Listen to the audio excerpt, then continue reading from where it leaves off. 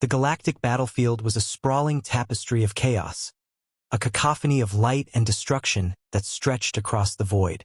Starships from a dozen alien species clashed in a desperate struggle for dominance, their hulls gleaming under the cold light of distant suns. The war had raged for centuries, a conflict born of ancient grudges and the insatiable hunger for resources. The Zorathians, with their sleek, silver vessels, fought against the brutish Kralnok, whose ships resembled jagged asteroids bristling with weapons. Between them, smaller factions like the nimble Valari and the enigmatic Chuzal carved out their own territories, their survival hanging by a thread. The galaxy was a powder keg, and every battle brought it closer to annihilation. Amidst this maelstrom, a new presence emerged, unexpected, uninvited, and utterly unthinkable. It was a warship, but unlike any the galaxy had ever seen. Its design was angular yet fluid, a blend of raw power and refined elegance. Its hull, a deep obsidian black, seemed to drink in the light, making it almost invisible against the backdrop of space. The ship's arrival was announced not by the usual flare of a warp drive but by a ripple in the fabric of reality itself, as though it had torn through the very fabric of spacetime. Sensors across the battlefield lit up, their readings erratic and incomprehensible. The Zorathian flagship, Eclipse of Dawn, was the first to detect it. Commander Vera, a seasoned warrior with a mind as sharp as her talons, stared at the holographic display in disbelief. "What in the name of the void is that?" she hissed, her voice a low growl that echoed through the command deck. Her second-in-command, a young but brilliant tactician named Kale, leaned over the console, his fingers flying across the interface. "Unknown configuration," he muttered. "No match in any database. It's not one of ours. Or theirs." Vera's eyes narrowed. "Then whose is it?" Before Kale could respond, the warship moved. It glided through the battlefield with an almost predatory grace, its engines silent, its weapons systems dormant. Yet its mere presence was enough to send ripples of unease through the fleets. The Kralnok, never known for their patience, opened fire. A barrage of plasma bolts streaked toward the intruder, only to dissipate harmlessly against an invisible barrier. The warship didn't even flinch. On the bridge of the human warship Eclipse, Captain Elias Grant stood with his hands clasped behind his back, his sharp blue eyes scanning the tactical display. He was a man of few words, his face etched with the lines of a lifetime of command. Beside him, Dr. Lena Marquez, the ship's chief scientist, adjusted her glasses and frowned at the readings. "They're firing on us," she said, her voice calm but tinged with concern. "Not exactly the welcome we were hoping for." Elias allowed himself a small smile. "They don't know who we are, or what we're capable of." He turned to his communications officer, Lieutenant Amara Patel. "Open a channel. Let's see if we can talk before this gets out of hand." The message that followed was brief but clear, broadcast in every known language of the galaxy. "This is Captain Elias Grant of the Earth Federation warship Eclipse. We come in peace. Repeat, we come in peace." The words hung in the air, a fragile thread of hope amidst the chaos. The Zorathians hesitated, their weapon systems still primed but their fingers hovering over the triggers. The Kralnok, however, were less inclined to diplomacy. Their flagship, Wrath of the Void, surged forward, its massive cannons glowing with pent-up energy. "They're not listening," Lena said, her voice tight. Elias sighed. "Then we'll have to show them we're serious." The Eclipse moved with a speed that defied logic, its engines flaring to life as it positioned itself between the Kralnok flagship and a cluster of civilian vessels. The Kralnok fired again, their plasma bolts streaking toward the Eclipse. This time, the human warship responded. Its weapons systems activated with a hum that resonated through the hull, and a beam of pure energy lanced out, intercepting the plasma bolts mid-flight. The resulting explosion lit up the battlefield, a blinding flash that left the Kralnok momentarily stunned. When the light faded, the Eclipse was unharmed, its shields intact, its weapons still trained on the enemy. The message was clear. The humans were not to be trifled with. The Kralnok retreated, their flagship limping away from the battlefield. The Zorathians, however, remained wary. Vera's voice crackled over the comms, her tone sharp but measured. "Captain Grant, you have our attention. But know this, if you betray us, you will regret it." Elias nodded, his expression unreadable. "Understood, Commander. We're here to help, not to fight. But we will defend ourselves if necessary." As the tension began to ease, the Eclipse's crew set to work. Medical teams were dispatched to aid the wounded, while engineers offered assistance in repairing damaged ships. The humans' technology was unlike anything the galaxy had seen, their methods efficient and their intentions seemingly genuine. Yet questions lingered. Who were these humans? Where had they come from? And what did they truly want? By the end of the day, the battlefield was quieter. The fires of war temporarily banked. The Eclipse stood as a silent sentinel, its presence a reminder of the unthinkable. That in a galaxy torn apart by conflict, a new player had entered the game. And as the stars burned cold and distant overhead, the galaxy held its breath, waiting to see what would happen next. The aftermath of the Eclipse's arrival left the galactic battlefield in a state of uneasy calm. The Zorathians, though still wary, had agreed to a temporary ceasefire, their silver ships hovering at a respectful distance from the human warship. The Kralnok, bruised but not broken, had retreated to lick their wounds, their jagged vessels disappearing into the dark reaches of space. The smaller factions, Valari scouts and Chuzal envoys, watched from the shadows, their curiosity piqued but their instincts screaming caution. Amidst this fragile peace, Captain Elias Grant stood on the observation deck of the Eclipse, his gaze fixed on the stars. The weight of responsibility pressed heavily on his shoulders, but his expression remained calm, his mind sharp and focused. Behind him, the soft hum of the ship's systems was punctuated by the occasional beep of a console. Dr. Lena Marquez entered the room, her footsteps light but purposeful. She carried a data pad, its screen glowing with streams of information. "The Zorathians have agreed to a meeting," she said, her voice cutting through the silence. "Commander Vera will be here within the hour."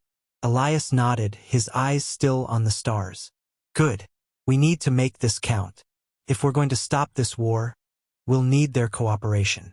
Lena hesitated, her brow furrowing. "And if they refuse? If they see us as a threat?" Elias turned to face her, his blue eyes steady. "Then we'll have to prove them wrong. But we can't do that by hiding in the shadows. We need to show them who we are and what we stand for." The meeting took place in the Eclipse's main conference room, a spacious chamber with walls that shimmered like liquid silver. The Zorathian delegation arrived promptly, their movements precise and deliberate. Commander Vera led the group, her talons clicking against the floor as she stepped into the room.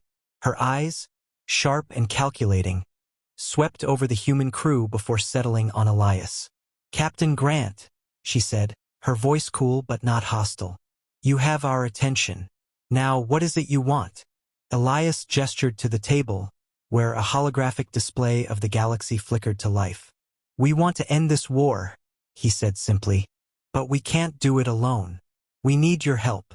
The room fell silent, the weight of his words hanging in the air. Vera's gaze narrowed, her talons flexing slightly. "And why should we trust you? You arrive unannounced, with technology we've never seen, and expect us to believe you come in peace." Elias met her gaze without flinching. "Because we have no stake in this conflict. No ancient grudges, no territorial ambitions. We're here because we believe the galaxy deserves better than endless war. And because we know what's coming." He paused, letting the words sink in. "There's a threat on the horizon, one that makes your current enemies look like children squabbling over toys. If we don't unite, none of us will survive." The Zorathians exchanged glances, their expressions a mix of skepticism and unease. Kale, Vera's second-in-command, stepped forward, his voice cautious. "What kind of threat are we talking about?" Elias gestured to the hologram, which shifted to display a distant sector of the galaxy. "We've detected a fleet, an ancient, powerful force that's been dormant for millennia. They're waking up, and when they do, they'll sweep through the galaxy like a plague. We call them the Harbingers. The name sent a chill through the room, the weight of its implications settling over the group like a shroud. Vera's eyes flicked to the hologram, her mind racing. "And you expect us to take your word for this?"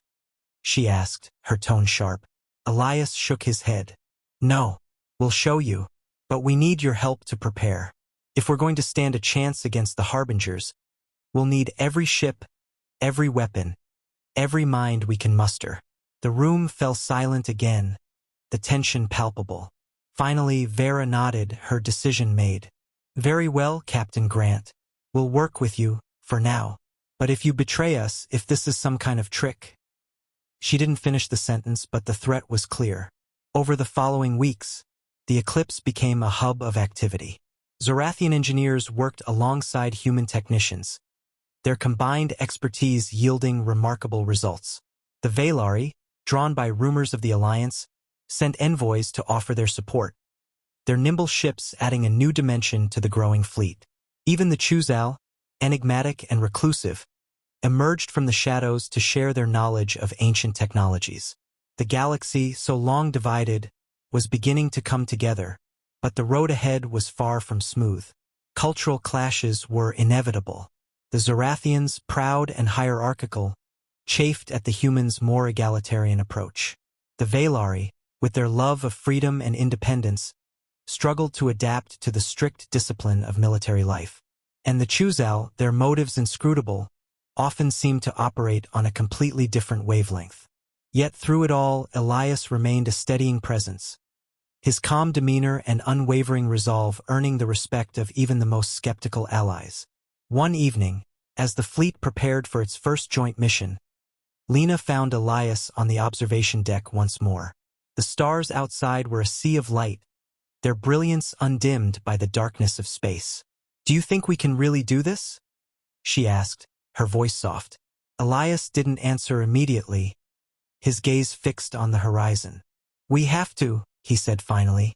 "If we don't, everything we've built, everything we are, will be for nothing." Lena nodded, her expression thoughtful. "And what about them?" she asked, gesturing to the ships outside. "Do you think they'll follow us when the time comes?" Elias smiled, a rare and fleeting expression. "They will, because they have to, just like us." The mission was a test, a chance to prove that the Alliance could work. A Kralnok outpost had been discovered in a remote sector, its defenses formidable but not insurmountable.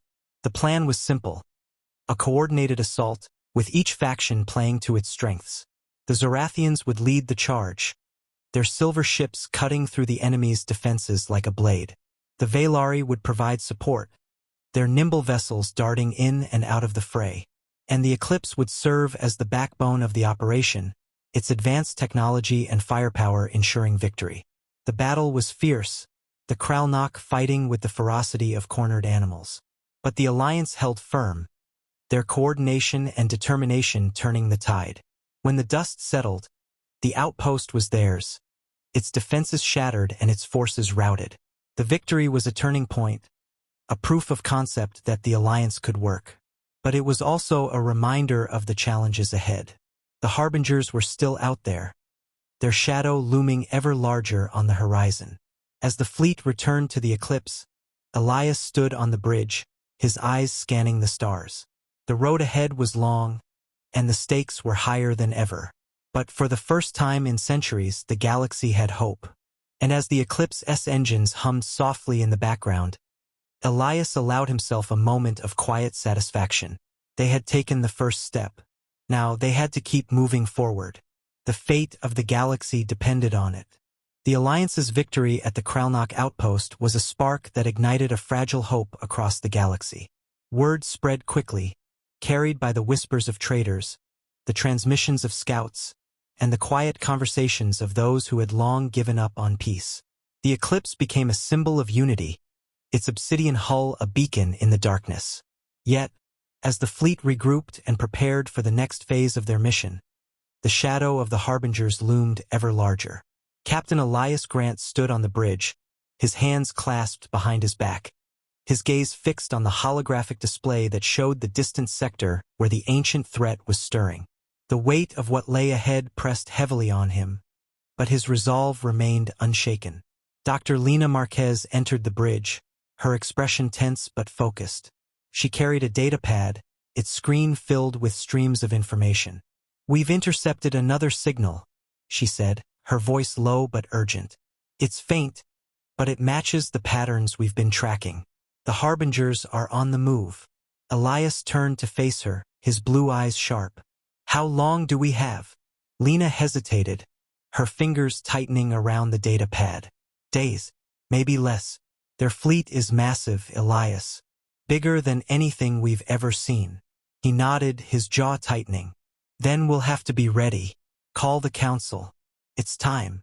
The council, a gathering of representatives from each faction, met in the Eclipse's main conference room.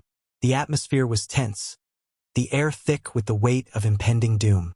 Commander Vera stood at one end of the table, her talons tapping impatiently against the surface. The Valari envoy, a lithe figure with eyes like molten gold, leaned forward, her expression one of barely contained anxiety. The Chuzal representative, shrouded in a cloak of shifting colors, remained silent, their presence as enigmatic as ever. Elias took his place at the head of the table, his voice calm but commanding. "We've confirmed it," he said. "The harbingers are coming, and they'll be here sooner than we thought." The room erupted into chaos, voices overlapping as fear and frustration spilled out. Vera's voice cut through the noise like a blade. "Enough!" she snapped, her talons slamming down on the table. "We knew this was coming. Now is not the time for panic. Now is the time for action." The room fell silent, the weight of her words settling over the group. Elias nodded, his gaze sweeping over the council. "Vera's right. We've prepared for this. We've trained for this. Now we fight." The plan was simple in concept but daunting in execution. The Alliance would meet the harbingers head-on, using every ship, every weapon, every ounce of ingenuity they possessed. The Zarathians would form the vanguard, their silver ships a wall of steel and fire. The Valari would flank the enemy, their nimble vessels striking from the shadows. The Chuzal would provide support, their ancient technologies bolstering the fleet's defenses. And the Eclipse would lead the charge, its advanced systems and firepower the linchpin of the operation. It was a desperate gamble, but it was the only chance they had. As the fleet moved into position, the tension aboard the Eclipse was palpable. The crew moved with practiced efficiency, their movements sharp and precise, but the fear in their eyes was unmistakable. Elias stood on the bridge, his hands resting on the console as he watched the holographic display. The Harbinger fleet was a swarm of red dots, their numbers overwhelming. Beside him, Lena adjusted her glasses, her fingers trembling slightly. "This is it," she said softly. "The moment everything changes." Elias glanced at her, his expression unreadable. "We've faced worse," he said, though the words felt hollow even to him. The battle began with a deafening roar, the Harbinger fleet surging forward like a tidal wave. The Alliance met them with everything they had, their ships a blaze of light and fire in the darkness. The Zarathians held the line, their silver ships cutting through the enemy with brutal efficiency. The Valari darted in and out of the fray, their attacks precise and deadly. The Chuzal's technologies flared to life, their shields and weapon systems bolstering the fleet's defenses. And the Eclipse was at the heart of it all, its weapon systems unleashing a torrent of energy that tore through the Harbinger ships like paper. Yet, for every ship they destroyed, a dozen more took its place. The Harbingers were relentless, their numbers seemingly endless. The Alliance fought with everything they had, but the tide of battle was turning. On the bridge of the Eclipse, Elias watched as the holographic display filled with red dots, his mind racing. "We can't hold them," Lena said, her voice tight with fear. "There's too many." Elias clenched his fists, his mind racing. "There has to be a way," he muttered. "There has to be." It was then that the Chuzal representative stepped forward, their voice a low, resonant hum that filled the room. "There is a way," they said, their words slow and deliberate. But it will require sacrifice. Elias turned to them, his eyes narrowing. What kind of sacrifice? The Chuzal's cloak shifted, the colors swirling like a storm. The Harbingers are drawn to energy, to power. If we create a surge, a burst of energy large enough to overwhelm their systems, we can disable their fleet. But it will require the eclipse to act as the conduit. Lena's eyes widened. You're talking about overloading the ship's core. Could destroy us. The Chuzal nodded. It could. But it is the only way. The room fell silent, the weight of the decision settling over them like a shroud. Elias looked at Lena, then at the holographic display, where the Alliance's ships were being slowly overwhelmed. He took a deep breath, his mind made up. Do it, he said, his voice steady. Prepare the core. We'll give them everything we've got. The process was swift but agonizing. The Eclipse S-core was pushed to its limits, the energy building to a critical mass. The ship trembled, its systems straining under the pressure. On the bridge, Elias stood with his crew, their faces set with determination. This is it, he said, his voice calm but resolute. For the galaxy, for everyone. The crew nodded, their eyes filled with a quiet resolve. The surge was unleashed in a blinding flash of light, a wave of energy that swept through the Harbinger fleet like a storm. Their ships faltered, their systems overwhelmed by the sheer force of the blast. The Alliance seized the opportunity, their ships surging forward with renewed vigor. The Harbingers, their fleet in disarray, began to retreat, their once unstoppable force now broken and scattered. As the dust settled, the Eclipse drifted silently in the void, its systems dark and lifeless. The crew, battered but alive, gathered on the bridge, their faces filled with a mixture of relief and sorrow. Elias stood at the center of it all, his gaze fixed on the stars. They had won, but the cost had been high. The Eclipse was gone, its sacrifice a testament to the strength of the Alliance. Yet, as the fleet regrouped and the galaxy began to heal, a new hope emerged. The Alliance, forged in the fires of battle, stood stronger than ever. And as the stars burned cold and distant overhead, Elias allowed himself a moment of quiet satisfaction. They had faced the unthinkable, and they had prevailed. The galaxy would never be the same, but for the first time in centuries it had a future. And that was enough.